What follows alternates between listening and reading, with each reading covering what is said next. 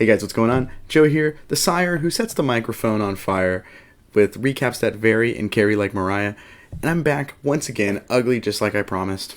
After a much needed week break after home Vieira. And I'm here to cover Volkov versus Rozenstruik, and I'm also going to break down some math as I can tell you how 25-7 can turn into 19-13 in less than 3 days.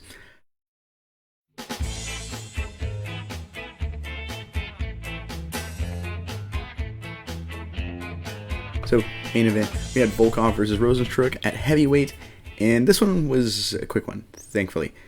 Rozenstruik, I feel bad, because he kind of just bores me, At times, it's either a super effing quick knockout, or it's 25 minutes, he might knock me out here.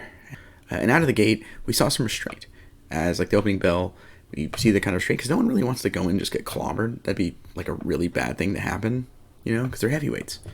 Then Rozenstruik goes in there for some big shots. He actually lands some big combinations. He was kind of setting it up with some feints, and then I think he just figured he saw an opening and just went for it. So while he's landing these big shots, Volkov lands some really good counters in tight and manages to, really kind of get a wobble and kind of reset space and kind of maintain control of the center of the octagon. Rozenstruik's kind of backing up near the cage.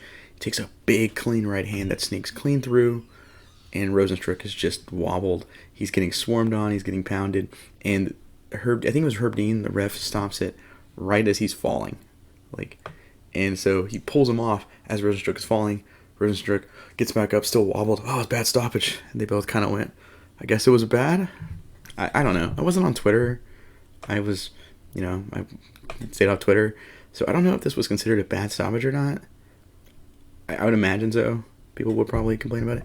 I personally didn't think it was that bad. It could have gone on a little bit more, but I think he was going nowhere. I think he was just going to get pounded on, just get beaten up. And it is what it is. Especially when, you've been fighting for a long time. He has a long kickboxing career. You don't want to take any more punishment. It's just fighter safety. I kind of get it. I'm pro fighter safety at the end of the day. So now what's next for them? Well, Volkov, man, he's in a weird spot. Because, he's kind of fought basically everybody that he could fight in the division, except, Ngannou, the champ. So it's okay, so what do you do? So I know Sergey Pavlovich and Derek Lewis, I think it's those two that are scheduled to fight next. I don't see why he doesn't just fight the winner of that. So that's a potential Derek Lewis rematch, or Pavlovich is the real deal, and, it's a good time for him to take on a guy like that. And for Rozenstruik, that's a similar spot. He's kind of fought a lot of the big names. So why not Chris Daukaus, who actually fought earlier this year? He's also on a 2-fight losing streak. And I don't think he has a fight lined up, so I think that makes sense. Oh, yes, I'm the great pretender. And then the co-main event, Dan Ige, 50K Ige, I like that nickname, it's cool, versus Mosvar Evloev. So this fight I was actually interested in because Mosvar was unbeaten going in. He's going against a solid top 10 gatekeeper, in my opinion, like Dan Ige. If you can't beat him, you're not top 10. And early on, Ige just pressures him. Great boxing combinations, some good shots. Mosvar is landing some good attacks here and there, but it's kind of all Ige until a massive counter flying knee, just a jumping knee, lands clean. I don't actually understand how Ige was conscious. It wobbled him, but he didn't go down. He just kind of toughed it out, but the momentum was already way back in Mosvar's favor. He just sapped all the momentum away. And he just kind of dominated him. Took him to the ground. Ige was scrambling well, but Mosvar was just taking him down kind of consistently. And they ended the round on the feet, but, Mosvar definitely stole the round. The last half of it with that jumping knee. Second round, more Mosvar. He's just kind of attacking the legs and the body, I think, really well. He was diversifying his attacks well. And while Ige was getting some offense going, and he was, showing off some crisp boxing, near the end of the round, this is... I could kind of understand if someone said it was a closer round, but Mosvar gets a takedown at the end and lands some ground and pound to just kind of smash out the rest of the round. So yeah, third round, Ige's down 2-0. Eric Nixon actually tells Dan Ige, is what they were saying in his corner, dump the gas tank, go for the kill. Cool, this could be exciting. and he gets taken down like maybe like 30 seconds to a minute, and the fight just gets planted, and he doesn't get up. He just gets kind of grinded out for the rest of the round. Mosvar's just on him like glue, and pretty good win for him, honestly. As he did call out Arnold Allen at the end of the fight, though, and Arnold Allen is way too high ranked. I think Arnold Allen's like a win or so away from a title shot. I really wanted to talk about Trizano versus Almeida, because that fight is awesome. It is a brawl. They just beat the hell out of each other. Fun fight. If you have ESPN Plus, go watch that replay. Trust me, and you'll thank me later. And I'll be like, it was awesome, huh? It's pretty good. Definitely fight of the night. But instead of going in depth about it, I just had to talk about this Mozharov stuff, Askar Mozharov. I have to talk about how insane this dude is. He gets TKO'd. Minifield gets a TKO win over the Ukrainian Conor, as what some people were calling him. I'm pretty sure he himself was calling him that. So I give Conor a lot of flack. If anyone knows me personally, I don't have the highest opinion of Conor McGregor as a fighter even. That's another time. But at least his record is real. Because Mosvarov showed up to fight week 25-7, making his UFC debut against a former highly touted prospect in Minifield. It's like, okay, if you snuff this guy out, like, you're riding big. That's a great record, and it's could be good for him. But then before when he was walking into the cage, he went from 25-7 to 19-12, or 19-13, I think it was. Like 25-7 ends up being 19-12. What kind of Scott Steiner math is that? Did he take his 66 and 2/3% chance of winning?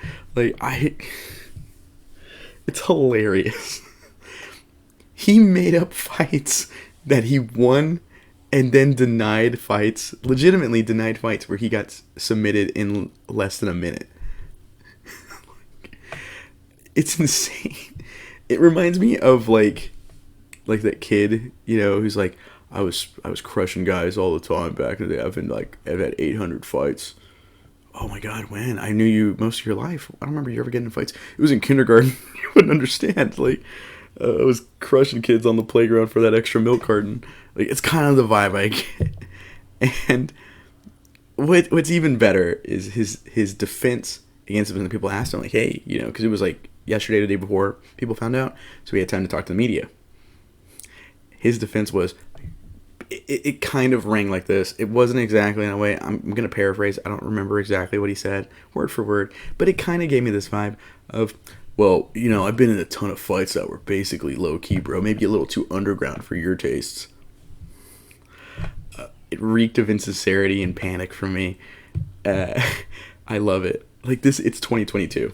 Like I said, I wanted to talk about Trizano Almeida. Watch it. It's great. Fight of the night. My fight of the night. UFC's fight of the night. It's a great fight. Fun war. I'll even call it a war.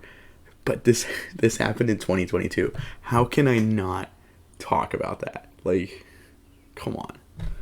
So some kind of closing thoughts I had. So Karolina Kowalkiewicz tapped out Felice Herrig in the second round. And this is Kowalkiewicz's first win since 2018. And Felice Herrig sadly left her gloves in the octagon. I've been watching fighters retirements, because doing the retro reviews, you kind of have to follow their whole career. Then you get a little naturally curious, not spoiling anything, for the next card. Well, I'll spoil it anyways at the end. But one guy I watched, I was like, I want to see his retirement fight. I'm just curious. And I had to go to Bellator to watch it. And hearing how he kind of talked about it, it was everyone has a different opinion on retiring. And hearing how hers, it just sounded really grounded, and that's a sign I got to get out of this. Most people like BJ Penn, no disrespect to him, don't know when to call it quit. They have to be told it's time to call it quits. Her kind of taking the initiative, I like that. It's a refreshing thing. It reminds me of, oh man, he was 2-1 in the UFC.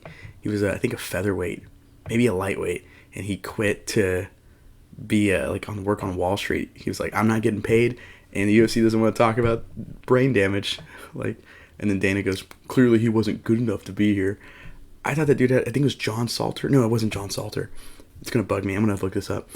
But it was in 2013, 2012. It was like 2012. He retired, and for that reason, it's like, dude, that's like one of the best reasons you could retire. Good for you, you know? Like, good to be able to walk out on your own 2 feet.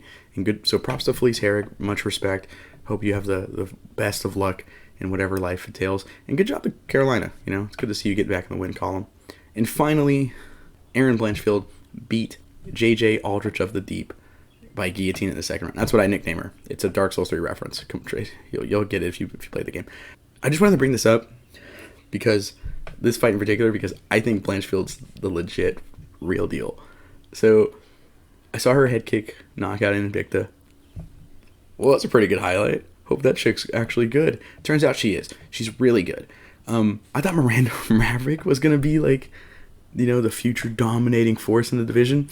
And then Blanchfield dominates her. I think Miranda Maverick had 1 second, like, legitimately of success in that fight. If that. Blanchfield's good. Really good and really young. She feels like that, hey, this is the future of the division kind of fighter, you know. But I'm not trying to put that kind of hype on someone just yet. But she's got that kind of ceiling, it feels like. At least to me. I'm willing to be wrong.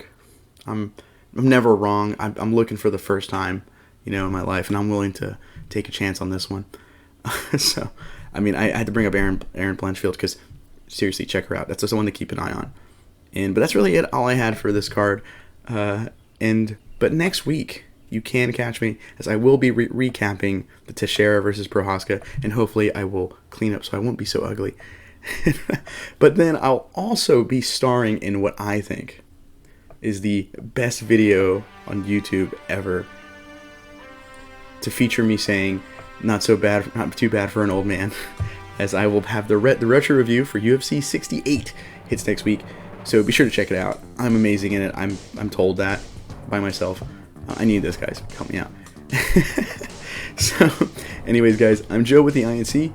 Thank you for watching.